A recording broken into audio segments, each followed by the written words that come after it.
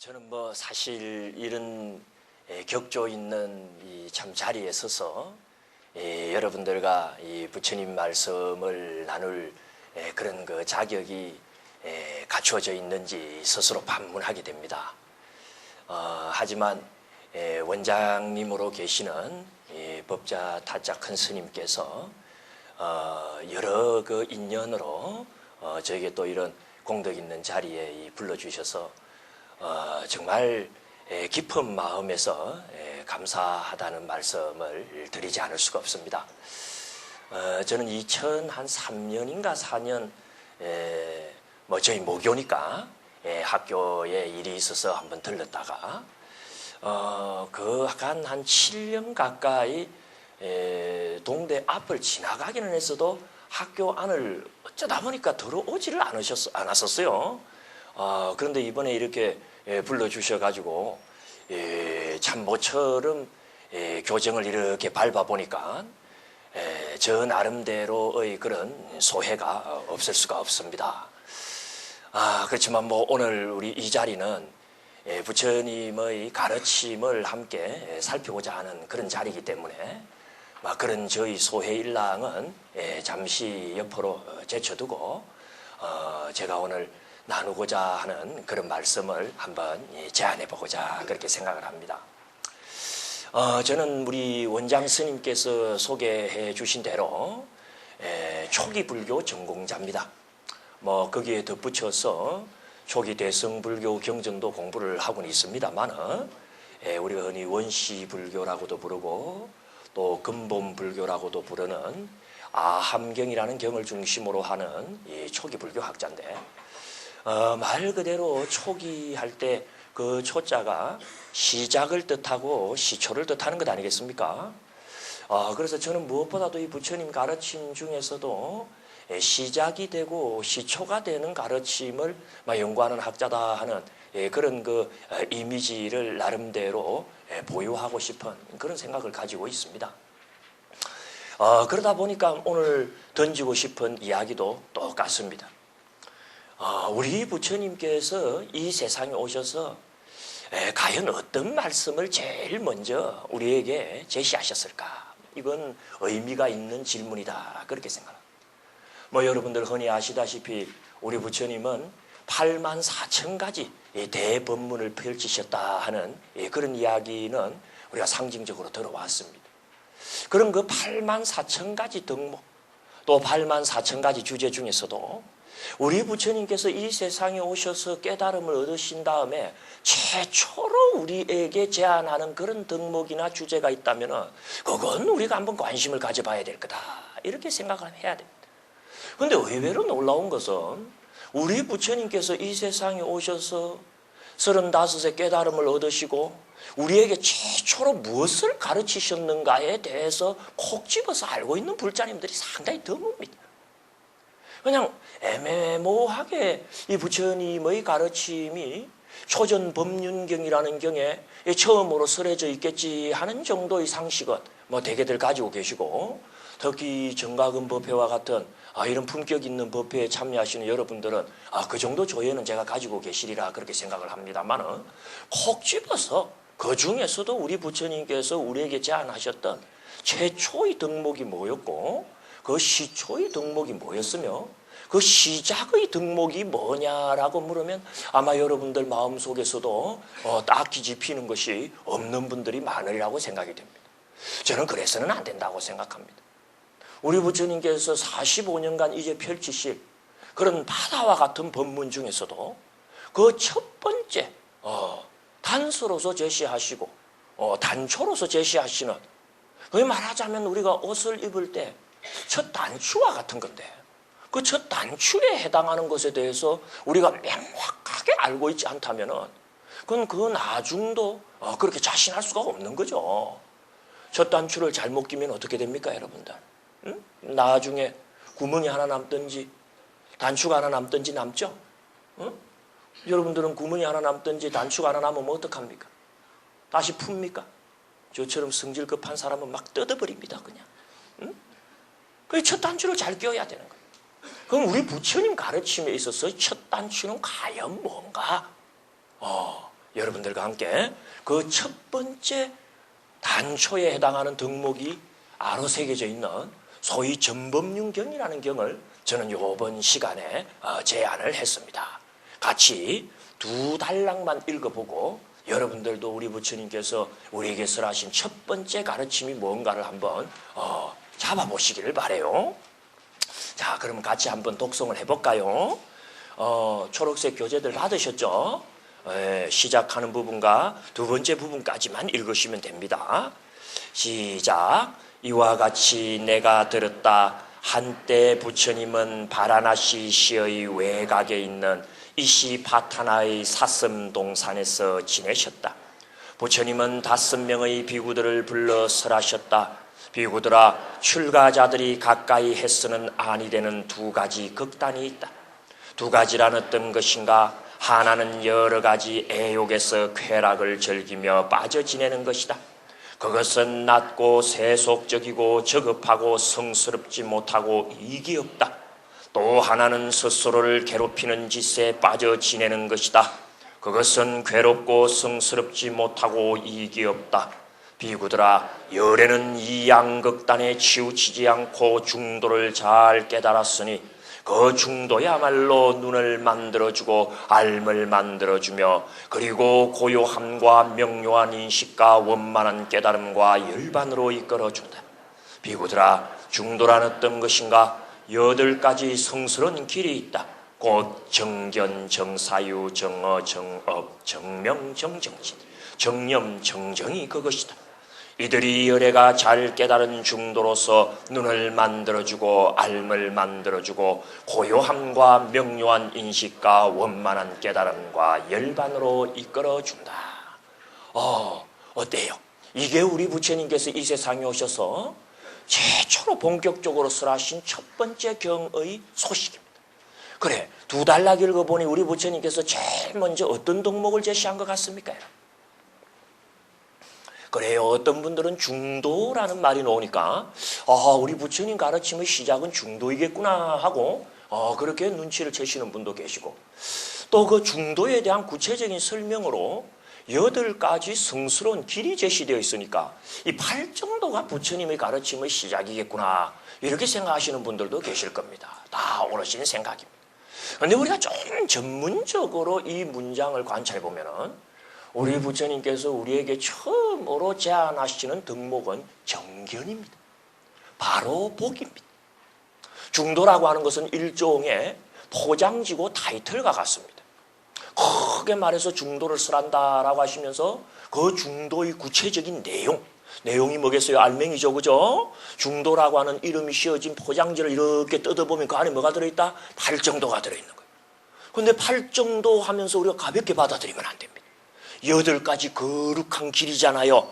그러면 그 길 하나하나가 중요하다 안 하다? 중요합니다.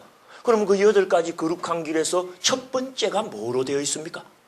바로 정견이라고 되어 있죠. 그래요. 우리는 멀리 갈 필요가 없습니다. 보폭을 지나치게 크게 할 필요가 없습니다. 중도라고 하는 전제를 포장지를 열어봤을 때 그 속에 들어있는 알맹이로서의 8가지 가르침 중에서도 첫 번째 가르침이 뭐다? 바로 보자. 난 그래서 우리 부처님께서 이 세상에 오셔서 우리에게 전해준 첫 번째 덕목이요, 첫 번째 법이요, 첫 번째 주제는 뭐다? 바로 보라. 나는 이걸 바로 우리 부처님 가르침의 단초로 삼는 데 주저하지 않습니다. 그럼 우리 부처님께서 바로 보라는 말씀을 왜 84,000가지 가르침이 있음에도 불구하고 첫 번째 가르침으로 택했느냐? 우리가 그 이유를 소상히 살피지 않으면 안 되고, 그런 이유를 살피는 것이 초기 불교를 공부한다 그러고 암경을 공부한다, 그렇게도 과언이 아닙니다. 저는 크게 2가지 정도 이유 때문에 우리 부처님은 우리에게 바로 보라는 말씀을 최초로 제안했다고 생각합니다. 첫째, 우리 부처님이 볼 때 우리 중생들은 바로 보기보다는 잘못 본다고 판단하고 계신 겁니다. 여러분들은 여러분 스스로 내가 뭘 잘못 봐? 나도 볼 때 잘 봐, 바로 봐. 이렇게 자신하고 계실 줄 모르지만 우리 부처님께서 살피시는 한에는 너희들 잘 보기보다는 어떻다? 잘못 보고 있어 하는 그런 어떤 통찰이나 판단이 바탕에 깔렸기 때문에. 그렇지 않습니까, 여러분들? 밥 잘 먹는 아이들 보고 밥 먹으라 소리 안 합니다.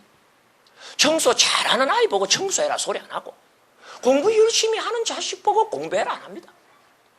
공부할 때 컴퓨터 게임한다고 정신 못 차리고 밥 먹을 시간도 놓쳐버리고, 그래서 방에 데리러 갔더니 어떻습니까? 청소는 안 되어갖고 어지러져 있으니까, 그럴 때 우리가 보고 뭐라 그럽니까? 공부해라, 청소해라, 밥 먹으라.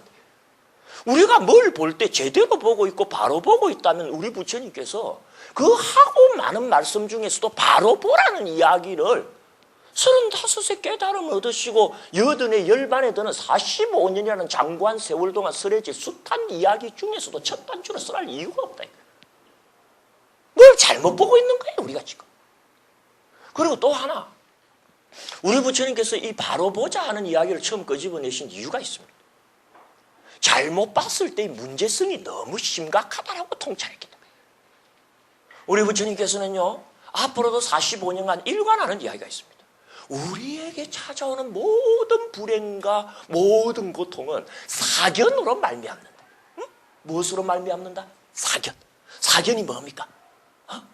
개인적인 견해가 사견이 아니고 정견의 반대말로 잘못된 견해를 뭐라고 부른다? 사견이다, 이렇게 부른다. 응? 우리가 고통하고 괴로워하는 것은 신 때문도 아니고 운명 때문도 아니고 우연 때문도 아니다. 뭐 때문이다? 네가 뭘 잘못 봤기 때문에 괴롭다. 사견의 무서움과 사견의 피해 정도가 그 어떤 번뇌보다도 지중하고 강력하다라고 하는 걸 통찰하신 어른이 누구시다? 부처님이시기 때문에 뭡니까? 먼저 잘못 보는 것부터 없애야 되겠다. 내가 깨달음을 얻어갖고 중생들을 제도할 때는 바로 보자는 이야기부터 해야 되겠다라고 하는 그런 당위성이 있었던 겁니다. 여러분들 2003년도를 제가 기억을 하는 이유가, 그때 제가 동대에 한번 일이 있어서 왔다가 그 뒤로 안 왔다면서 그 연도를 기억하는 이유가, 2003년도에 대한민국이 아주 끔찍한 사고를 당합니다. 지금 참 저 바다에 가라앉아 있는 저 배의 사고보다 제가 볼 때는 더 끔찍한 사고라고 여겨지는 사고가 뭐냐? 2003년도에 시작을 합니다. 여러분들 유영철이라고 하는 이름 섭자 알고 계신지 모르겠어요. 응? 그 사체를 찾은 것으로만 해갖고 21명을 살해를 하고 본인 이야기로는 26명을 살해했다라고 하는 시대의 끔찍한 살인마, 그 석자 이름 우리는 기억을 해야 됩니다. 근데 이제 그 양반이 그렇게 끔찍한 살인을 저지르고 특히 노약자들 그리고 아녀자들을 그런 식의 무차별적인 살해를 가한 이유를 아마 여러분들은 이 매스컴을 통해서 많은 분석하는 프로그램을 보셨을 겁니다. 그 양반이 국민학교 6살 때요, 초등학교 6살 때 아버지가 교통사고로 죽으셨다. 그래서 그 뒤로 너무 힘든 가정생활 속에서 부자에 대한 남다른 정오심을 키웠고, 그 다음에 이제 아내를 만나갖고 행복했는데 그 아내에게 이혼을 당했대요. 그래서 여자에 대한 까닭 없는 그런 정오감이 있었다. 그래서 부자들하고 이 아녀자들을 집중적으로 범행 대상으로 삼게 되었다. 이렇게 분석을 합니다. 그런데 난 참 그 이야기를 듣고 그것도 분석이라고 하는 줄 참 안타까워했어요. 응? 어릴 적에 부모님 중에 한 분 일찍 돌아 안 가시는 분들 적지 않습니다. 많은 사람들이 부모님 다 여일 수도 있고 어떻습니까? 그 중에 한 분 정도 여일 수 있습니다. 그러면 부모님 한 분만 여이면은 부자들은 다 밉대해갖고 살인자가 되면은 세상에 살인자 천국이 될 거예요. 그렇습니까? 안 그렇습니까? 여러분들 중에서도 어릴 때 그런 가슴 아픈 기억을 가지신 분들이 없지 않아 계시리라 생각돼요. 그래도 잘 극복하고들 다들 건강한 생활인으로 살아가지 않습니까? 응? 여인도 그렇습니다. 아내가 이혼했다고 여자들이 다 나쁘다 그러면 됩니까? 응? 요새는 이혼은 필수고 재혼은 선택이고 그렇다며요. 그런 세상에 무슨 아내가 이혼했다고 여자는 다 나쁘다. 좀 지나치지 않느냐는 거예요. 난 그 분석이 별로 의미가 없다고 생각해요. 그런데 제가 그 유영철이가 간혹 이 인터뷰를 하면서 나오는 이야기를 들으면서 아차 하고 차가 난 게 있어요. 계속 유영철이는 뭐라고 하느냐면요, 부자는 다 나쁘다라는 이야기를 계속해요. 부자가 다 나쁩니까, 여러분들? 응? 우리 불교에서는요, 작은 것을 기꺼이 베푼 자가 얻는 큰 것이 부다 그럽니다. 우리 부처님은 부자가 되라 그럽니다. 부자가 되어서 많은 사람에게 그 은혜를 베풀라고 합니다. 부자는 다 나쁘다. 잘 본 겁니까? 잘못 본 겁니까? 잘못 본 겁니다. 부자는 다 나쁘다라고 하는 그 사견이 뭡니까? 부자들에 대한 무차별 공격으로 들어갑니다. 첫 번째 사건이 그래서 여러분들 이런 이야기 부처님 참 거룩한 해상 앞에서 드리는데 격조가 떨어지는 줄 모릅니다만은 이야기의 진행상 제가 필요해서 말씀을 드리는데 첫 번째 사건이 강남구 신사동에서 벌어집니다. 응? 73된 이제 정년 퇴임한 노 교수입니다. 이 노 교수는요, 그 강남에 보면 여러분들 옛날에 박정희 대통령 시절에 150평에서 250평씩 땅을 끊어갖고 이렇게 분양을 했거든요. 그 집을 하나 샀어요. 그래갖고 이제 정년 퇴임해갖고 돌아와 보니까 전부 담을 쳐놔놓고 울타리가 높더라 이거예요. 그래서 주변 사람하고 이야기를 했대요. 아, 이 담 헐고 우리끼리 좀 오손도손 살자. 내가 먼저 솔선수범할게. 자기 담을 헐었다는 거예요. 그러니까 그날 유영철이가 그 앞을 지나가다가 담이 없으니까 어떻습니까? 문을 뚫고 들어가갖고 둥지로 부부를 그냥 내리쳐 죽입니다. 그때 물었대요. 왜 날 죽이느냐? 너 부자 아니냐 하고 죽였다. 이유가 딴 게 없어요. 여러분들 우리가 뭘 잘못 봤을 때 벌어질 수 있는 그 후과는요 상상을 못합니다. 너무 극단적인 예였는지 모릅니다만은요 그건 연관이 있는 예입니다. 우리 부처님은 우리 중생들이 무언가 괴로워하고 그 중생들의 사회 전체가 아무래도 정토도 아니고 불국토도 아니고 고통스러운 고해라고 불리는 이유는 뭐다? 중생들의 마음속에 하나같이 전부 뭐가 깃들어져 있더라? 바로 보기보다는 잘못 보는 버릇들이 있더라는 거예요. 여러분들 속에도 있다는 거예요 지금. 에이 뭐 나는 바로 본다. 손 한번 들어봐요. 나는 뭘 볼 때 바로 본다. 손 한번 들어봐요. 난 자신한다. 그 이야기 들어보니 나는 뭘 볼 때마다 늘 빼딱하게 보더라. 손 한번 들어봐요. 손 안 갖고 온 사람 손 한번 들어봐요. 그러면 자 우리 부처님께 우린 질문해 봅시다. 저희들이 뭘 어떻게 잘못 봅니까? 말씀 좀 해주세요. 부처님 말씀하십니다. 우리가 뭘 바로 본다라고 하려면 세 가지 덕목을 갖추어야지 바로 보기가 성취된다. 몇 가지 덕목을 갖춰야 된다? 세 가지 덕목. 여러분들도 나 속에 그런 세 가지 덕목이 갖춰져 있는가를 가지고 내가 뭘 볼 때 바로 보는 쪽인지 잘못 보는 쪽인지 오늘 반성해보고 점수를 매겨봐야 돼요. 그리고 내가 뭘 바로 보는 쪽의 성향을 가졌다면요 시급히 개선하고 조정을 하고 보완을 해야 됩니다. 왜? 우리를 괴롭히는 것은 신도 아니고 운명도 아닙니다. 그 사견의 버릇이기 때문에. 그러면 바로 보려면 어떻게 해야 바로 보는 거냐? 첫 번째가 뭐다? 다전자의 볼견자, 전견. 전체를 봐야 바로 보는 거다. 이게 우리 부처님의 첫 번째잖아요. 응? 우리는 일부만을 보고 마치 그것이 전체인 양 착각하거나 속단하고 있지 않았느냐 반성하게 하는 대목이죠. 부처님 경전 중에서요 우다나라는 게 있어요. 우리가 흔히 자설경이라고 번역을 합니다. 아주 그 초기 자료로서 권위가 높고 정평이 높은 자료. 그 우다나라는 자료 안에 보면 자짠다 수타라는 게 있어요. 한번 따라해 보세요. 자짠다. 자짠다.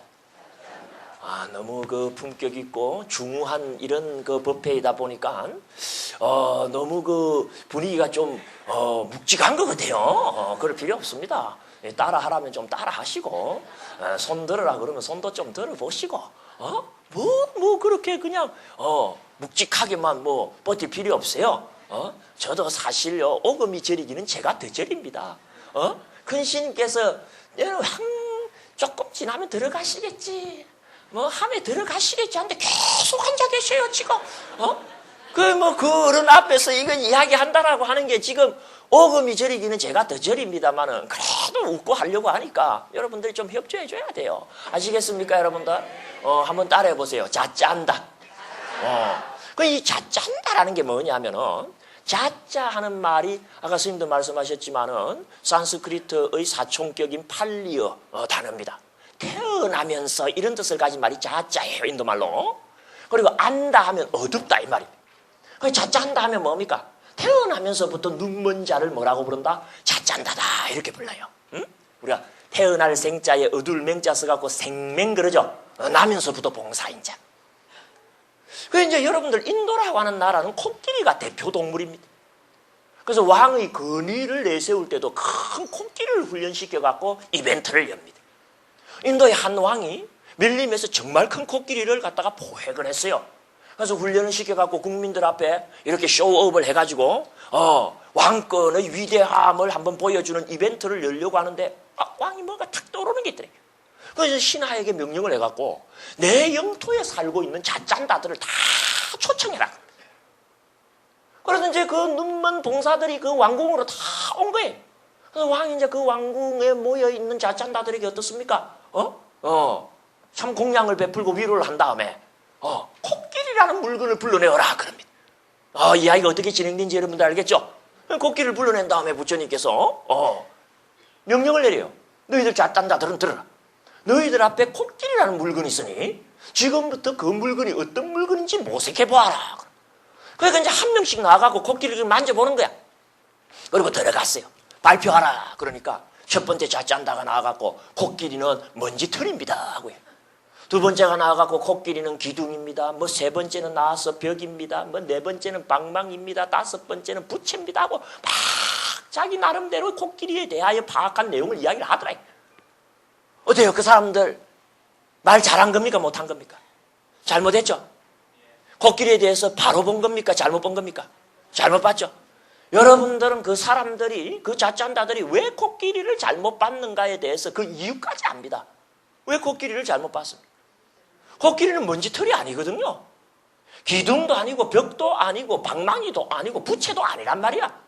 근데도 왜 그 사람들은 코끼리를 그런 식으로 말했냐. 코끼리의 일부분만을 만져보고 그걸 코끼리라고 속단하는데 근원이 있을 때 너희들이 바로 자짠다다 그럽니다. 부처님께서 출가자들을 불러 모아놓고 너희들은 뭘 봤다고 하고 그걸 제대로 봤다고 하고 잘 봤다라고 할 줄 모르지만 내가 볼 때는 너희들은 전부 자짠다이니 무언가 일부분만을 보고 그것이 마치 전체 인양 속단하는 그런 눈먼 봉사의 꼴을 면치 못하니 반성하라 그럽니다. 그 자짠다 수타에 나오는데 코끼리의 꼬리를 만진 자는 뭐라 그런다? 먼지털이라 한 거예요. 코끼리 다리 만진 자는 기둥이라고 그러고 배 만져본 친구는 벽이라고 그러고 상하 만져본 친구는 방망이라고 그러고 귀 만져본 친구는 뭐라고 한 거다? 부채라고 한 건데 그게 어떻게 코끼리냐라는 거예요. 이건 우리에게도 반성할 바를 많이 남기는 부처님의 고구정령한 가르침입니다. 우리 뭘 보더라도요 전체를 보려는 그런 어떤 노력을 안 기울입니다.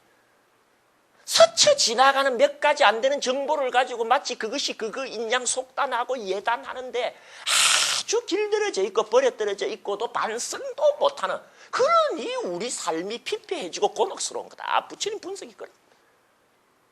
저는 90년도부터 동대 경주 캠퍼스에서 강사 생활을 시작을 했어요. 그때 제 나이가 29이었습니다. 만 나이로 29인데 강사 생활을 시작하니까 강사의 나이 제한이 30이래요. 30세. 그러니까 안 된대요. 그래서 학과장 선생님께서 뭡니까? 보정서를 내고 내가 강의를 시작했고 그 다음에 이제 동대에서는 2000년까지 10년을 했습니다. 95년부터. 근데 이제 강의를 해보면은 제일 강의할 때 웃긴다 그래야 되나 재밌다 해야 되냐 가정교육학과 학생들 강의할 때야. 응? 참 이 사람들 불교에 관심 없거든. 내가 가정교육학과 학생들 강의할 때 그 이야기야. 여러분들은 앞으로 학생을 가르쳐야 되고 그리고 자식의 부모도 돼야 된대. 여기도 이제 부모님들 많으시잖아요. 다 자식들이 있잖아요. 한번 물어봅니다. 자기 자식에 대해서 바로 보고 있느냐. 자기 자식을 바로 봐야지 어떻습니까? 교육을 바로 시키고 그 아이를 성공시켰거든요. 그럼 애가 성공하기는 바라면서 교육을 제대로 시키느냐. 제대로 시키기 위해서 자기 자식을 바로 파악하고 있느냐. 아니네. 자기 눈으로만 본 자식이다 보니까 어떻습니까? 이쁘지. 고슴도치도 지 새끼는 뭡니까? 이 이쁜 법인데. 그러지 말아요. 학교 가고 선생님 찾아뵙고 선생님 진심으로 제 자식이 어떤 자식인지 부처님 선생님 한번 말씀해 주십시오. 허심탄회하게 교육에 도움이 되도록 제 자식의 결점이나 장점을 좀 말씀해 주십시오 하고 한번 찾아가서 그렇게 선생님과 상담을 해봤네. 자기 친구들 불러갖고 너희들이 볼 때 내 아이 걔 어떻대? 솔직히 말해봐라 해갖고 그런 기회를 가지려고 애를 써봤네. 여러 각도에서 자기 아이가 어떤 아이인지를 알기 위해서 뭡니까? 몸소 구체적인 어떤 그런 작업을 해봤네. 안 한다 이거예요. 그러면서 자기 자식이 어떤 자식인지 자기 눈으로 본 자식이야. 지가 배 아파 낳은 자식인데 어찌 안 이뻐? 이쁘기만 안 하거든요. 그놈이 문제 많은 놈일 수 있단 말이에요. 전혀 문제를 파악하지 못하는데 무슨 가정교육이 되고 그 아이가 사이 나서 성공을 해요. 그런 건 뭐 욕심이라 그러는 거예요. 제가 그 이야기를 하니까 한 교사님이 그 이야기를 듣고 반성을 했대요. 나도 내 아이 선생님 찾아가갖고 한번 허심탄회하게 여쭤봐야 되겠다 하고 떡 찾아갔더만 선생님이 그러시대요. 졸업했는데요 그러더래요. 내가 그게 진짜인지 거짓인지 나 웃기라고 하는 소리인지를 모르겠는데 우리 남자분들은 교사님들은 애 몇 학년 몇 반인가까지 모르잖아요. 그런 건 있어. 그래도 학년은 알잖아요. 지혜가 지금 그런데 가니까 졸업했대요. 이렇게 무관심하면서 지가 지 자식을 제대로 보고 있고 바로 보고 있다 이건 아니다 이거야. 응? 바로 보려면은 전체를 봐야 된다. 전견이 첫 번째 덕목입니다. 아시겠죠? 그러나 그것만 가지고도 여러분들 전체를 봤다. 전체를 보지 못하고 전체를 봤다고 이것만 가지고 정전이라 할 수가 없어. 두 번째 덕목이 필요합니다. 정해라 그럽니다. 부처님은. 발을 정자에 풀해자. 우리가 여건상 전체를 보는 것은 어려울 줄 모릅니다. 그래서 아마 조그마한 정보밖에 얻지 못하고 조그마한 어떤 자료밖에 얻지 못할 수도 있어요. 그러나 아주 조그마한 정보나 조그마한 자료만 가지고도 어떻다? 해석을 제대로만 할 줄 알면은 정견을 성취할 수 있다. 좀 그렇게. 자, 여러분들. 이게 무슨 색입니까? 노란색이요? 잘 보신 거예요? 노란색이면 바로 본 겁니까? 바로 본 것 같아요? 만약에 강아지가 들어와 갖고 여러분들 이거 봤다면 이거 무슨 색이겠어요? 강아지는 생명이기 때문에 이거 회색으로 보입니다. 응? 이게 회색으로 보여요. 그럼 이 방석의 색은 노란색이라 해야 바로 본 거예요? 회색이라 해야 바로 본 거예요? 사람한테는 노란색이라야 맞고 개한테는 회색이라야 맞다. 이건 뒤집으면 회색은 사람한테 틀린 거요. 노란색은 개한테 틀린 겁니다. 이게 뭔 이야기 하는 줄 압니까? 우리는 지금 뭘 보는 게 아니고 뭘 해석하고 있는 겁니다. 사람의 눈이라는 게 이걸 해석해서 뭐라고 이야기한다? 노란색이다라고 해석했을 뿐이지 자기가 해석한 걸 보고 그걸 바로 봤다라고 그렇게 함부로 교만을 떨 필요가 없어요. 응? 걔는 벌써 다르게 보는데. 어차피 우리의 운명은 해석입니다, 여러분들. 눈만 감아도 색 안 보이잖아요. 이 눈으로 볼 뿐입니다. 눈 좋은 사람은 좀 자세히 보고 눈 나쁜 사람은 좀 나쁘게 보는 것도 사실은 그 눈이 그렇게 해석을 하는 거죠. 어차피 우리 운명이 해석을 해야 되는 거라고 한다면 해석을 잘하자 못하자 해석을 잘. 불교는 종교 딴 거 아닙니다. 어떤 정보나 어떤 자료의 해석을 어떻게 100%로 끌어올릴 것이냐 이 테크닉을 가르치는 게 불교라고 해도 과언이 아닙니다. 여러분들 혹시 아프리카 가보셨어요? 홍도도 못 가봤는데 무슨 아프리카냐? 뭐 표정들을 그렇게 지으시는데 이 아프리카에서 아주 그 학술상 큰 논란이 하나가 있었어요. 아프리카는 여러분들 알다시피 사자가 중심이 된 그런 먹이 피라미드를 가지고 있어요. 사자가 이제 최고 수위의 동물이죠. 이 먹이 피라미드에서 제일 높다라는 것은 뭘 의미하느냐 하면요. 어떤 동물이건 자기 먹이로 삼을 수 있다는 뜻입니다. 어떤 동물이든 자기 먹이로 삼을 수 있다는 말은 입이 까다롭다는 뜻이래요. 그래서 사자는요. 아무거나 안 잡아먹습니다. 맛있는 것만 잡아먹어요. 근데 사자가 제일 맛있어하는 동물이 무슨 동물인 줄 압니까? 인도 사자는 사슴을 제일 맛있어하고 아프리카 사자는요. 탐슨 가젤이라고 하는 일종의 염소를 제일 좋아한대요. 응? 톰슨 가젤이라고 하는 막 그렇게 불리우는 일종의 아프리카 염소가 있습니다. 염소라 해갖고 색깔이 흰색이나 검은색이 아니고 풀숲 색깔처럼 갈색인데 그럼 이제 대개 동물들은 배가 부르면 사냥을 안 나가거든요. 그런데 이 사자가 배가 불러도 톰슨 가젤 냄새가 나면 사냥을 나갑니다. 잡아먹으러. 그렇게 맛있는 고기인 거야. 그러니까 톰슨 가젤은 사자가 어떻겠습니까? 웬만큼 배부르면 좀 쉬지. 자기들 냄새만 맡으면 사냥 나오니까 괴롭겠어요? 안 괴롭겠어요? 괴로울 거야. 그럼 이제 어느 날 톰슨 가젤 냄새가 나갖고 사자들이 사냥을 나가는 거예요. 암사자들이 특공대가 되고 수사자들이 뒤에 진을 치면서 다 진격을 하는데 사자는요 쥐를 잡을 때도 조심조심 잡습니다. 살금살금. 그럼 톰슨 가젤들이 한 50마리 내지 100마리 정도가 풀숲에서 군집을 이루어가고 풀을 뜯고 있거든요. 그런데 암만 조심해서 접근을 해도 어떻겠어요? 응? 바스락 소리도 들리고 바람의 방향이 바뀌어갖고 사자의 냄새가 톰슨 가젤에게 감지가 될 수도 있잖아요. 그런데 50마리 내지 100마리의 톰슨 가젤 중에서 사자를 제일 먼저 발견한 톰슨 가젤의 행동 양식이 학계의 비상한 주목을 받는 거예요. 우리는 사자를 제일 먼저 발견한 톰슨 가젤이 어떨 것 같아요? 냅다 뺄 거겠죠? 도망 안 가는 거야.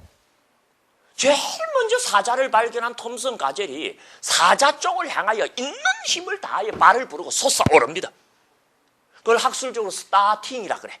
S-T-O-T-T-I-N-G라 그래. 응? 요건 또 대학에서 참 도량이 대학이기 때문에 좀 학술적인 근거를 대야 돼요. 한번 따라해봐요. 스타팅. 사진 한번 찾아보세요. 내 이야기가 거기 그대로 나올 거예요. 사자를 보고 톰슨 가젤이 점프를 딱 하는 거예요. 그럼 사자의 시선이 어디에 집중되겠어요? 그 스타팅한 그 개체에 집중이 되겠죠. 이 순간 나머지 개체들이 일제히 도망을 나간다. 그 처음에 학자들이 뭐라고 했냐면, 야, 톰슨 가젤은 대단히 이타적인 동물이다. 응? 자기 한 목숨 희생하면서 뭐다? 이 동족이나 친지들의 목숨을 살리려고 하는구나. 사람보다 낫다 이렇게 생각. 그런 줄 알았어. 그런데 내 기억으로 1982년도로 기억을 해요. 이스라엘의 텔아비브 대학이라는 대학이 있어요.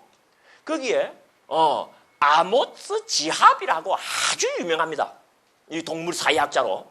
이 아모스 지합이가 그걸 다시 연구를 하고 논문을 쓰는데 뭐라고 썼는 줄 압니까? 톰슨 가젤의 스타팅은 톰슨 가젤이 이기적인 것을 드러내는 사건이지 이타적인 걸 드러내는 사건이 아니다라고 논문을 씁니다. 한마디로 지 혼자 살려고 뛰어오른 거지 남 살리려고 자기 희생하는 행동이 아니라는 거예요. 그러면 그 논문에다가 뭐라고 리포트를 했냐면요. 인간의 언어로 바꿔서 이야기를 하면 예를 들어서 이타적이다라고 해석할 때는 이런 거겠죠. 톰슨 가젤이 사람의 말을 할 줄 안다면 사자를 보고 뛰어오르면서 뭡니까? 사자야 날 잡아먹고 내 동족이나 친지는 놔주라 하고 뛰어올랐으면 뭡니까? 이타적인 거예요? 이기적인 거예요? 이타적인 거죠. 근데 그렇게 뛰어오른 게 아니라는 거야. 어떻게 뛰어올랐느냐? 사자를 보고 톰슨 가젤이 점프를 하면서 한 말은 사자야 나 이렇게 센 놈이다. 네 괜히 내 잡다가 다치지 말고 도망가는 놈들 잡아먹으라. 이 뜻으로 뛰어올랐다는 거야. 어느 쪽일 것 같아요 여러분들? 날 잡아먹고 쟤들 놔주라. 손 한번 들어봐요. 나 잡다 다치지 말고 쟤들 잡아먹으라. 손 한번 들어봐요. 끝까지 손 못 들겠다. 손 한번 들어봐요. 나도 톰슨 가젤이 아니었어 모르겠어. 걔가 무슨 입장으로 뛰어올랐는지. 중요한 거는 뭡니까? 사건은 하나뿐인데 해석은 둘이 있다라는 거예요. 그죠? 사건은 스타팅이라는 사건 하나뿐인데 해석에 따라서 정반대의 색깔을 띠게 된다는 거예요. 마치 이놈을 우리는 노란색이라 그러고 걔는 회색이라고 하는 것처럼 일부의 학자들은 그걸 이타적이라고 해석했는데 일군의 학자들은 그걸 뭐라고 해석했다? 이기적이다라고 해석을 하는 거예요. 그러니까 나중에 학계에서 결론은 이기적이다라고 납니다. 여러분들. 왜 그러냐? 포식자가요 미끼나 먹이를 잡을 때 싸움할 때하고 사냥할 때가 다르답니다. 사자 지금 음식 먹으러 간 거거든, 지 입장에는. 그러면 톰슨 가젤의 뿔이 이렇게 있거든요. 그러면 이게 잡아먹다가 어떻습니까? 이게 한번 고개라도 흔들다 보면 그 뿔이 뭡니까? 복부를 가격하게 되면 포도산 구균 같은 세균이 매달갱이만 들어가도 골마서 죽어버립니다. 사자가 그러니까요. 모든 맹수들은 잡을 때 사냥에 나섰을 때는 안전을 최우선으로 삼습니다. 가급적이면 안전하게 먹이를 잡으려고 그래요. 요걸 톰슨 가젤이 아는 거야. 그래서 지는 센 놈이다라는 걸 보여주는 거예요. 진짜로 사자가 뛰어오른 놈은 안 잡는다. 그리고 도망가는 놈들 중에서 어리거나 약한 놈을 뽑아서 공격해가지고 잡아내는 거예요. 그런데 그 사람이 지금 그분이 나이가 82, 83대요.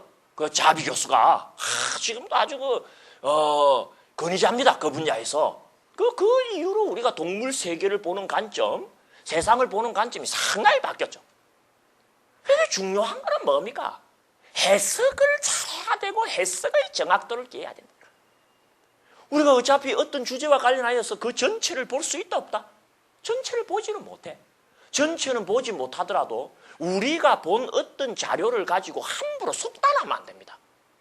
그게 어떤 의미를 가지고 있는지 심사숙고하는 자세가 필요하고, 그 심사숙고하기 위하여 또 그 심사숙고를 통하여 제대로 된 해석을 도출해 내려는 과정이 뭐다? 개정해랄지 아니면 8정도 뒤에 나오는 여러 가지 방법이랄지 우리 부처님께서 우리에게 설하시는 그런 덕목들이지 딴 게 아니다. 어때 여러분들은 해석 잘 합니까? 학창시절부터 해석이라 그러면 아주 머리를 씹었죠. 영어 해석부터 시작해가고 해석을 잘해야 됩니다. 어차피 해석하는 거. 여러분들이 불교를 잘 만나신 이유는요, 어떤 주제와 관련하여서 가장 정확한 해석을 이끌어내는 그런 공덕스러운 가르침을 품고 있는 종교는 불교입니다. 불교가 지혜를 존중하는 이유도 뭡니까? 그런 정확한 해석을 도출해낼 수 있는 지혜를 불교는 선양하고 있는 거예요. 아무거나 봤다고 바로 말하지 마십시오. 해석하십시오. 저게 뭔 뜻일까? 가족 간이든 직장 동료 간이든 여러분 주변에 벌어지는 어떤 일들에 대한 정보가 여러분에게 접수되는 순간 즉각 반응하지 말고 묻어두고 뭐 해라? 깊숙이 숙성시키는 과정을 거쳐서 해석을 나름대로 내린 다음에 표현해도 안 넣습니다. 한 학자가 여러분들 가수원을 거닐었대요. 가수원을 거닐고 있는데 어떻다? 사과가 하나가 뚝 떨어지더라. 여러분 사과 떨어지는 걸 보면 무슨 생각을 합니까? 주워 무야지. 그런데 그 학자는 그걸 보고 사과가 왜 떨어질까 하고 질문했다는 거예요. 해석을 시작한 거야. 그래서 한참 뒤에 뭐라고 결론을 내렸느냐? 사과가 떨어진 게 아니고 지구가 사과를 끌어당겼구나라고 해석을 한 거죠. 그 사람이 누굽니까, 여러분들? 그것도 모르는 사람들은 좀 문제 있어요. 그렇죠? 좀 불행한 거야. 해석의 위대함입니다, 여러분. 사과 떨어지는 것만 보고도 어떻다? 해석을 정확하게 하면은 만유인력이라는 법칙을 발견하고 진리를 발견하는 거야.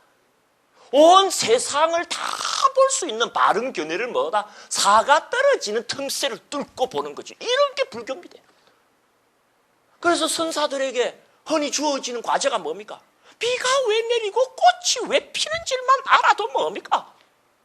끝나는 거예요. 그게 다 뭐다? 정해입니다. 해석을 바로 해라. 그런 부처님의 가르침에 비추어 본다면 우리는 해석을 바로 하는 쪽이기보다는 뭡니까? 너무 그 해석에 오류가 많은 그런 삶을 살아왔고 그런 어떤 자세로 늘 임해왔던 것 아닌가? 반성할 만한 부분이 있습니까? 없습니까? 있다 이거예요. 앞으로 여러분들 이건 제한에 불과합니다. 부지런히 부처님을 만나고 그리고 이런 법회가 개설될 때마다 여러분들 별일 없으면 참여하셔가지고 그 법회의 소식을 경청을 하세요. 모든 부처님과 관련된 이야기는 어떤 주제에 대해서 우리가 어떻게 해야지 바른 해석을 내릴 수 있는가와 관련된 노하우를 가르쳐주는 게 뭐다? 부처님의 법회입니다. 그런 기회를 여러분들이 놓친다라고 하는 것은 그건 제가 볼 때 아니라고 생각해요. 뭐 그런 입장에서 오늘 나오신 분들은 잘 나오신 겁니까? 안 나오신 겁니까? 잘 나왔죠? 자기가 잘 나온 줄도 알아야 돼요.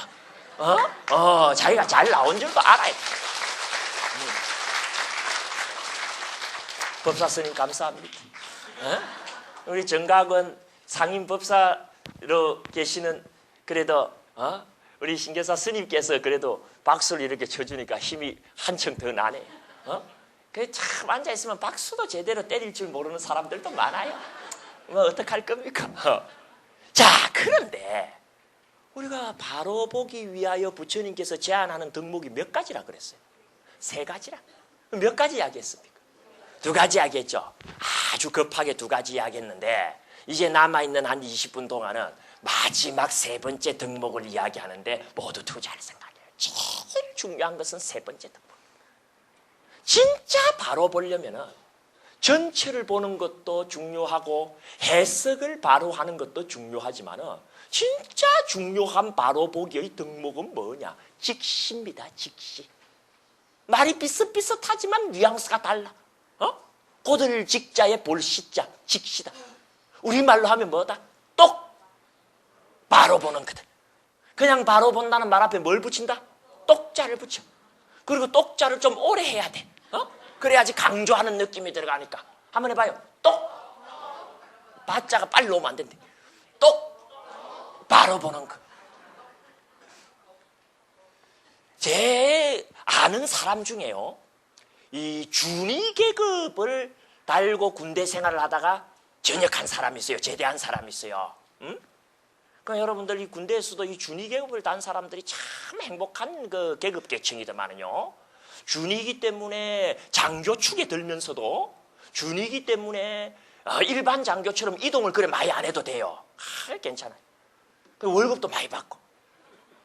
근데 이제 이 사람이 최근에 이제 제대를 했는데 55세 제대를 했어요. 그 이제 계급이 이제 그때 되면 제대를 한다 그러더라고요. 하는데 자기 5살 때 이야기를 나한테 해준 게 있어요. 그러니까 55인데 자기 5살 시절이면 지금부터 몇 년 전입니까? 50년 전인데 그 사람이 어디 사람이냐면 경북 봉화 사람이에요. 경북 봉화라고 혹시 알아요? 숭악한 동네입니다 거기. 강원도는 저리 가라 해요. 경북 봉화는 진짜 꼴짝입니다 여러분들. 요새 여러분들 온도 떨어지는 건요 저기 경기도 철원, 강원도 철원입니까? 경기도 철원입니까? 철원하고 접경이죠 그죠? 철원하고 봉화가 할 땐 제일 춥습니다. 그렇게 골이 깊고 산이 높고 어떻습니까? 하늘이 적은 동네. 어릴 때 그 봉화에 살았다는 거예요. 하루는 형하고 말입니다. 여름날인데 정솔까지 거꾸로 뭘 하러 갔다? 나무를 하러 갔어요. 근데 안개가 살에 자욱하게 껴갖고 있는데 형을 놓쳐버렸대요. 형을 딱 놓쳐버렸는데 뭐 어떡할까요? 형이 나 찾아오겠지 생각을 하고 딱딱 혼자서 이제 낫으로 뭡니까? 청솔가지를 이렇게 꺾고 있는데 갑자기 몸이 싹 얼더래요. 자기 이야기야. 그래갖고 이게 뭔 일이냐 해갖고 주위를 둘러봤더니 앞에 누른 눈 두 개가 자기를 지켜보고 있더라는 거야. 표범이더래 표범. 작은 송아지만한 표범이 더 지켜보고 있더라. 아이고 그 순간엔 죽었구나 싶더라. 이게 맹수가 나타나갖고 작은 동물을 사냥할 때는요 사람의 길에는 잘 안 들리는 아주 저주파의 표호를 한답니다. ቅ르르 하는 소리 밑에 깐대요. 까면은 토끼나 이렇게 조그만 거는요 그것만 딱 들어도 심장이 얼어갖고 딱 멈춘답니다. 그러면 달싹 잡아간대. 그럼 요 5살짜리 꼬마도 모타리가 조그만 하잖아요 그죠? 그런 게 ቅ르르 하는 소리를 들으니까 어떻습니까? 팍 얼어붙은 거야 그 자리에서. 아이고 죽었구나 싶어요. 그런데 죽었구나 싶은 순간에 고향 어른들이 마을 어른들께서 하시는 말이 생각이 나더라는 거예요. 말씀. 고향 어르신들이 뭘 했냐면은 산에서 맹수를 만나거든 눈싸움에서 지지 말라고 가르쳤다는 거야 그 동네는. 산에서 맹수를 만나면 뭐다? 눈싸움에서 지지 말라는 걸 애들한테 늘 이야기를 했다는 거예요. 그래갖고 이제 이 꼬마가 뭐예요? 내가 죽을 때는 죽더라도 눈싸움이나 한번 해보자 이 생각을 가지고 탁 자세는 기마 자세를 취하고 한 손에는 뭡니까? 뭘 쥐고 있어요? 나 딱 쥐고 그 표범의 흰눈은 두 눈을 뭐다? 똑! 바로 쳐다본 거야. 얼마를 그렇게 쳐다보고 있었는지 모르겠는데 싹 꼬리를 감추고 안개 속으로 그 표범은 사라져버리고 그걸 확인한 순간 그냥 기절을 해버렸고 형이 그때서 찾아와갖고 뭡니까? 깨워가지고 마을로 내려가서 자기가 산 경험이 있다. 여러분 이건 뭘 이야기하는 줄 압니까? 남 이야기 아닙니다. 우리 이야기입니다. 우리 인생이라는 게 결국에는 그 표범을 만납니다. 바로 죽음이라는 표범이에요. 결국 우리 죽습니까? 안 죽습니까? 조기 불교가 딴 이야기한다 생각하지 마시고 암경이 딴 이야기한다 생각하지 마십시오. 마지막 죽음이라고 하는 표범을 만났을 때 네가 담대한 가슴으로 그 죽음의 두 눈을 똑 바로 쳐다볼 수 있느냐? 그거 자신하느냐? 이거 가르치는 거야. 여러분 마지막 순간에 여러분의 최후를 고개 돌리지 않고 두 눈 부릅뜨고 아 이게 내 마지막이구나 하고 두 눈 똑바로 뜨고 똑바로 쳐다볼 수 있을 것 같아요? 나는 볼 수 있다 손 한번 들어. 몇 분 계시네요. 아주 훌륭하신 분들입니다. 난 아무래도 그날 눈 질끈 감을 것 같다 손 한번 들어. 오늘 손 들어 소리 그만했으면 좋겠다 손 한번 들어봐. 이게 여러분들 만만치가 않습니다. 응? 왜? 죽음이라고 하는 것이 가지고 있는 몇 가지 속성 중에 가장 중요한 속성이 공포입니다. 죽음이 다가오면 다가올수록요, 죽음은 짐작만 가지고도 무서운 게 죽음입니다. 여러분들 큰 병원 같은 거 갈 때 어떻습니까? 건강검진 같은 거 하러 갈 때 나이 드신 어머니들요 건강검진 안 받으려고 그럽니다. 무서운 소리 할까봐. 그죠? 혹시 무서운 소리 할까봐만 가지고도 벌벌벌벌 떨게 하는 게 뭐다? 죽음. 무섭습니다, 여러분들. 그 당사자가 그 장면이 되면은 그래서 혼비백산이라 그랬어요, 옛날부터. 너무너무 무서워갖고 혼이 날고 넋이 흩어져 버리는 게 그 대목입니다. 그 앞에 가갖고 담대한 가슴으로 자기 최후를 뭐 똑바로 쳐다봐. 말이 좋아, 똑바로 쳐다봐. 그런데 그래 안 하면 안 됩니다. 왜냐? 불교라는 종교, 특히 초기 불교는 이야기를 해요. 너희들이 불교를 만난 목적이 뭐냐? 첫 번째 목적은 도틀려고 합니다. 우리 흔히 말하는 도튼다는 말 있죠. 그건 깨달음을 얻는다는 말로 바꿔서 말해도 되고 열반을 얻는다는 말로 바꿔서 말해도 되고 해탈한다는 말로 바꿔서 말해도 되는데 우리 쉽게 도튼다 그러잖아요. 도트기 위해서 불교를 만나. 근데 여러분들 이 생에 도틀 수 있을까요? 없을까요? 대단히 죄송합니다만은 우리 신임들 제외하고 여기 제가자 여러분들 돈 못 틉니다. 나도 돈 못 틉니다. 왜? 도를 튼다라는 결과를 얻으려면요, 그 결과를 얻을 수 있는 원인이 제공돼야 됩니다. 그 원인이 뭔지 압니까? 수행입니다. 그런데 수행이라는 말을 여러분들 함부로 입에 올리면 안 됩니다. 그건 전문가들이 하는 겁니다. 여러분들은 불교의 전문가예요? 아마추어예요? 아마추어죠. 불교 좋아서 왔죠 여기. 그 아마추어잖아. 아마추어하고 전문가의 차이를 압니까? 전문가는 그거 안 하면 밥 벌어 먹지 못하는 사람이고 아마추어는 그거 안 해도 밥 벌어 먹는 사람이 아마추어다. 여러분은 불교 안 해도 먹고 살죠? 근데 우리는 그래 안 하면 죽어. 그런데 그게 전문가가 아니고 누가 그런 이야기 했는데 나는 일리가 있다 그래. 수행이라는 걸 제대로 하려면 수행한다 하려면요 잠을 많이 자면 안 된대. 하루 3시간. 밥을 많이 먹으면 안 돼. 오전에 한 끼. 말을 많이 하면 안 돼. 부처님 경전의 말씀 아니면 묵은. 근데 여러분들 잠 몇 시간 자요? 하루 3시간 이상 자면 안 된다니까. 내 친구가 지도 3시간 잔대. 낮잠만. 그러면서 무슨 수행을 안. 밥은 많이 잡사요, 안 잡사요, 여러분들? 많이 잡수는다 이거야. 자다가도 일어나가 밥 먹죠, 그죠? 그러면서 무슨 수행을. 그리고 말은 많이 한다, 안 한다? 시도 때도 없이 말하잖아요. 그런데 그렇게 3시간 자고 오전에 한 끼 먹고 무근으로 일관하는 삶을 30년은 살아야 행자라 그런다. 그 30년도 20살부터 50살까지의 30년이다. 여기 어떤 분들은 이미 텄다. 해당 사항 없어. 지금부터 시작해도 나이가 많아갖고 안 된다. 그래서 조계종 같은 경우는 뭡니까? 40세 이상은 좀 심하다. 못 받겠다는 이야기가 그래서 나오는 겁니다. 젊어야 되거든. 그런 젊은 에너지를 가지고 30년 밀어붙이면 뭡니까? 마지막 순간을 똑바로 보든 어쩌든 하는 해답이 나오지. 그게 여러분 말이 쉬웠어 그러잖아. 그런데 우리는 수행도 못하니까 도를 못 떠죠. 그러면 도도 못할 바야 우리 불교 뭐하러 만납니까 여러분들? 여러분들 불교를 믿고 불교를 만나는 이유가 뭐예요? 도도 못할 것 같으면. 부처님께서 뭐라고 하셨는지 압니까? 제가자들에게 너희들이 불교 공부하는 이유는 도트기 위해서가 아니다. 면사막취 그러셨어. 죽은 뒤에 사막취에 안 태어나는 보장받으려고 불교 만나는 거다 그랬다. 우리 결국 죽습니까? 안 죽습니까? 정해진 거죠. 죽은 뒤에 저 세상이 있을까요? 없을까요? 표정들이 이렇게 자신이 없어. 죽은 뒤에 저 세상이 있다 손 들어봐요. 이제 마지막 손 드는 거다. 죽은 뒤 저 세상 없다 손들어. 괜히 하는 말이지 뭐 지가 어떻게 알아. 손 한번 들어봐. 어? 죽어봐야 안다. 손 들어봐. 죽어봐야 알 때는 이미 늦었다. 죽기 전에 알아야 돼. 어? 에이 그 죽은 뒤 그걸 너무 함부로 말하는 것 아닙니까 생각하지만 아닙니다 여러분들. 불교 공부해 보면요 죽은 뒤가 있는지 없는지 하는 문제는 문제도 아닙니다.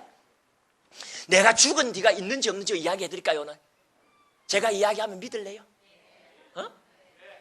믿을 사람이 딱 3명뿐이니까 막 그건 이야기를 안 하도록 하겠어요. 죽은 뒤 저 세상이 있냐 없냐 하는 논리와 관련하여서 제일 쉬운 답이 하나가 뭐냐? 있든지 아니면 없든지입니다. 그런데 이게 보험 이론인데 없으면 땡이지만 있다면 준비해야지 하는 이론이에요. 그런데 확률 50%로 있을 수 있으면 준비하는 게 슬기롭다가 부처님 입장입니다. 여러분들 왜 보험 듭니까? 자동차. 사고 난다고 정해졌어요? 아니지. 그래도 혹 날까 봐 들죠. 몇 프로 비율? 20%를 안 넘었습니다. 잔 사고도. 큰 사고는 5%를 안 넘었습니다. 그래도 보험 든다 안 든다? 들면은 저 세상이 있을 비율이 50%라면 준비하는 게 나아요? 안 나는 게 나아요? 준비하는 게 낫지. 여러분들 죽어봐야 안다 그따구 소리 하지 말고 50%로 있을 확률이 있으면 준비하는 게 슬기롭다 쪽이 맞아. 없으면 손해 아닙니까? 손해 아닙니다. 보험은요 사고가 안 일어나도 보험은 이익입니다. 왜? 우리 마음을 안심하게 해줬으니까. 그죠? 나는 사고 나도 보험 들었어. 이게 있어서 행복하게 살았잖아. 혹시 죽어갖고 저 세상에 있으면 어떡하나 그 걱정을 안 해도 돼. 저 세상이 있다를 선택해갖고 준비를 하면 오케이? 그럼 저 세상이 있다 이거야. 그럼 저 세상이 있으면 좋은 세상도 있고 나쁜 세상도 있겠죠. 그럼 우리가 좋은 세상 가야 되겠어요? 나쁜 세상 가야 되겠어요? 그런데 좋은 세상 간다는 보장이 있느냐는 거야. 여러분 죽어서 좋은 세상 간다는 보장 있어요 없어요? 그죠? 그 보장도 못 받고 무슨 불교 공부했느냐는 거야. 그 보장을 받으려면 3가지를 갖춰라 그랬다. 첫 번째가 뭐냐? 악업 짓지 마라 그랬어. 지어놓은 악업은 어떡합니까? 참회해라 그랬지. 두 번째 선업을 실천하라 그랬어. 이제부터라도 조그마한 선업이라도 실천하는 삶을 살아라. 그런데 제일 중요한 게 악업을 짓지 않고 선업을 실천했다 하더라도 3번째 조건이 안 갖춰지면 면사막치 보장을 못 받는다. 중간길의 경전을 모아놓은 마찌마 니카야라고 하는 원전 자료가 있습니다. 그 마찌마 니카야의 136번째 경으로 마캄마 비왕가라는 수타가 있어요. 거기 보면 뭐라고 하는지 압니까? 악을 저지르지도 않았고 선을 실천했지만 3번째 조건이 갖추어지지 않아서 악취에 떨어진 예가 나옵니다. 그건 악업을 짓고 선업을 안 지어도 3번째 조건을 갖추면 뭡니까? 선치에 태어날 확률이 있다. 그 정도로 중요한 게 3번째 조건이다. 그 3번째 조건이 뭔지 압니까? 맑은 정신으로 죽을 것입니다, 여러분들. 응? 지금 그렇겠다. 죽을 때 어떻게 죽어라? 혼란하고 혼봉하고 산란하게 죽지 말고 어떻게 죽어야 된다? 맑은 정신으로 말짱하게 자기 최후를 딱 만나고 끝나야 돼. 그러면 사후에 사막취를 면한다라는 뭐다? 보장을 받는 거야. 근데 자기가 자기 인생의 마지막에 처해갖고 맑은 정신을 유지할 만한 그런 그릇이 되고 그런 어떤 정신적인 어떤 능력이 되느냐? 이걸 캡션 마크란 말이야. 못합니다. 그 마지막에 맑은 정신으로 죽는다라고 하는 말을 다른 말로 뭐다? 자기의 최후를 똑바로 보고 죽어야 된다. 부처님 그렇게 이야기합니다. 무섭습니다, 여러분. 안 죽어봤죠? 너무너무 무서워가지고 죽기 전에 죽어본다. 죽기 전에 죽는다는 말 몰라요? 생리적으로, 생물학적으로는 살아있는데 심리적으로 먼저 죽어버립니다. 와, 너무 무섭거든. 신누른 눈을 부릅던 표범이 자기를 지켜보면서 잡아먹고 있거든. 그때도 어떻게 해라? 두 눈 부릅뜨면서 뭐다? 바로 쳐다봐야 된다.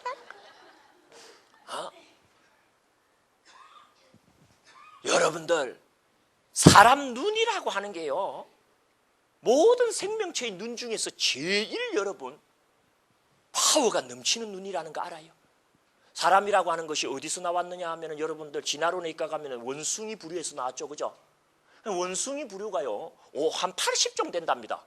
근데 80종의 원숭이들하고 사람하고 차이점은 눈이 다르대요. 원숭이들 눈에는 흰자위가 없습니다. 80종의 고릴라, 원숭이, 오랑우탄, 침팬지 다 조사해 봤는데 눈이 그냥 까맣지 흰자위가 안 나옵니다. 근데 여러분, 사람에게는 흰자위가 보여요, 안 보여요? 보이죠? 옆에 사람 눈 봐요. 흰자위 있는 거 없는 거? 없으면 원숭이 눈이다 그거. 흰자위가 왜 있는 줄 압니까? 나 너 똑바로 보고 있다라는 의사 전달의 수단으로 진화했다라는 거야. 사람만이 똑바로 쳐다볼 수 있습니다, 여러분. 능력이 있는 거야. 근데 그 능력을 발휘할 방법을 갖추지 못하면 어떻습니까? 고개 숙이고 갚는 거야. 혼몽하게 죽기 전에 죽어버려. 사막치 면한다라는 보장 안 나옵니다. 사람들이 다 의아해요. 이제부터 내가 3분간 하는 이야기를 들으면. 초기 불교를 전공한 학자가 그런 이야기를 할 수 있느냐 그래요. 그게 초기 불교인 줄 모르고. 여러분들, 마지막 순간에 두 눈 부릅뜨고 똑바로 보고 가려면 수행해야 됩니다. 그런데 여러분들 지금 수행할 수 있다 없다? 수행이라는 말 함부로 입에 떠올려야 된다, 못 떠올려야 된다? 떠올리면 안 된다 그랬죠? 오늘도 몇 시간 자고 왔어요? 정신없이 자고 왔잖아. 근데 무슨 수행이야? 안 된대. 그럼 우리 같은 제가자도 마지막 순간을 똑바로 볼 수 있게 하는 방법을 우리 부처님께서 쓰라셨다, 안 쓰라셨다? 쓰라셨다라는 거야. 그러니 그분이 위대하고 제가자들에게도 한없는 기여의 대상이 되는 거예요. 여러분과 저 같은 제가자가 마지막 순간에 두 눈 부릅뜨고 내 최후를 똑바로 쳐다보고 직시하려면 무슨 방법? 어떤 방법을 써야 되느냐? 딱 하나만 하면 된다 그랬다 보죠. 그 하나가 뭔지 압니까? 저는 원래 들어오는 시간은 잘 안 지켜도 나가는 시간은 칼인데 이야기를 하고 가야 되나? 한 5분 더 해야 될 것 같은데. 5분은 더 하고 가도 되겠어요? 그 마지막 한 가지 방법 듣고 가야 되겠죠, 그죠? 이건 초기 불교의 근위를 가지고 말씀드립니다. 이 방법만 쓰면 여러분이나 저도 어떻다? 마지막 순간을 자신하고 면사막치를 보장받는다. 내 마지막 순간에 자신 있고 면사막치를 보장받았는데 살아있는 지금 삶에 내가 두려워할 게 뭐가 있어? 그 방법이 뭐냐? 빨리 이야기해라고 지금 그러시는데 그게 바로 염불입니다. 염불입니다. 염불로 우습게 여기지 마세요. 초기 불교 염불을 말씀드릴게. 우리가 염불할 때 염자가 무슨 염자입니까? 생각이라고 하는 것은 중국 사람들의 염자를 우리말로 무차별로 번역을 한 거, 그런 거. 해석을 정확하게 한 게 아니다. 염불할 때의 염자의 원어는 아누스머리띠라는 말이에요. 그 중에서 중요한 게 스머리띠라는 말이에요. 스머리띠라는 말, 우리가 정념할 때도 그 스머리띠를 쓰는데, 스머리띠라는 말은 한번 따라해봐요. 스머리띠. 스머리띠. 소머리띠가 아니고. 이 스머리띠를 산스크리트 잉글리시 딕셔너리 찾아보면 뭐라고 되는지 압니까? 메모리. 메모리야, 메모리. 메모리가 뭔 말입니까? 기억이죠. 그럼 염불은 부처님을 단순히 밋밋하게 생각하고 부르는 게 아닙니다. 부처님을 잊지 않고 기억하는 걸 염불이라고 해요. 죽는 순간에도 부처님을 네가 잊지 않고 기억하면 똑바로 볼 수 있다. 사막치면하는 보장이 거기서 성립한다. 잊지 말고 기억하는 거야. 누구를? 부처님을. 그걸 보고 뭐라 그런다? 염불 그런데. 지금부터 당장 여러분들 염불이라고 하는 것에 대한 높은 평가 점수를 주고 여러분들 염불해야 됩니다. 그리고 그 염불하는 데는 시기가 있어. 세 때에 염불하라 그랬다 부처님. 아무 때나 염불하는 거 아닙니다. 첫 번째, 언제 염불한다? 놀거나 쉴 때는 멍하니 넋놓고 있지 말고 꼭 염불해야 됩니다. 간세음보살이면 간세음보살, 서간모니 불이면 서간모니 불을 조그만한 단주라도 지고 어떻습니까? 우리 멍하니 있을 때 많습니다. 또 바보 같아. 그래 바보처럼 있지 말고 뭐 해라? 염불해라. 간세음보살, 간세음보살. 밖에서 봐도 그 표정이 진지하고 빛이 난다. 그리고 중요한 게 뭐다? 자기 전에 꼭 염불 하고 자야 된다. 자기 전에 꼭 간세음보살이면 간세음보살, 스가모니불이면 스가모니불 염불하고 자야 된다. 놀 때 염불하고 언제 염불해라? 잘 때 염불해야 되는 거예요. 제일 중요한 게 깰 때 하는 염불이다. 아침에 첫눈 딱 뜨면서 내 의식이 돌아오는 첫 찰나에 어떻게 돌아와야 된다? 간세음보살 하면서 돌아와야 된다. 아니면 스가모니불 하면서 돌아와야 된다. 오늘 아침에는 무슨 생각하면서 깨셨어요? 깨보니까 천장이 있니까 그래가지고는 불자라고 못하고 마지막 순간을 자신 못한다. 놀 때 염불하고 잘 때 염불하고 반드시 언제 염불하라? 아침에 깰 때 염불해. 이걸 놀잘깰이라 그래. 무슨 말인지 알겠습니까? 놀잘깰 때 염불해라. 이건 정토종에서 염불하자는 소리하고도 다르다. 초기 불교부터 그렇게 하라고 한 거야. 아시겠죠, 여러분들? 그렇게 염불만 하면 마지막 순간에 아침에 깰 때 염불한 사람은 어떻다? 마지막 순간에 간세음보살하고 호련히 떠올리면서 혼비백산한 정신이 하나로 모이면서 자기 마지막 순간을 똑 바로 보고 간다. 우리 제가자는 그거 이상 없다. 그리고 다음 생에 선취에 재생해갖고 부처님 인연을 또 만나갖고 그때 수행하려면 수행해야지. 함부로 수행 같은 소리 하지 말면서 네 이야기 잘 들어. 알겠죠? 그게 바로 직시다, 직시. 우리가 뭘 바로 벌리면 세 가지를 갖춰야 된다 했죠? 첫째가 뭡니까? 전견, 전체를 보자. 두 번째가 뭡니까? 정해, 해석을 제대로 하자. 세 번째가 뭡니까? 직시, 똑 바로 보자. 아시겠어요? 이걸 이어서 다음 시간에는 더 진지하고 중요한 이야기를 준비해서 여러분들 뵙도록 하겠습니다. 기대하시고 고대해 주시기 바랍니다. 대단히 감사합니다.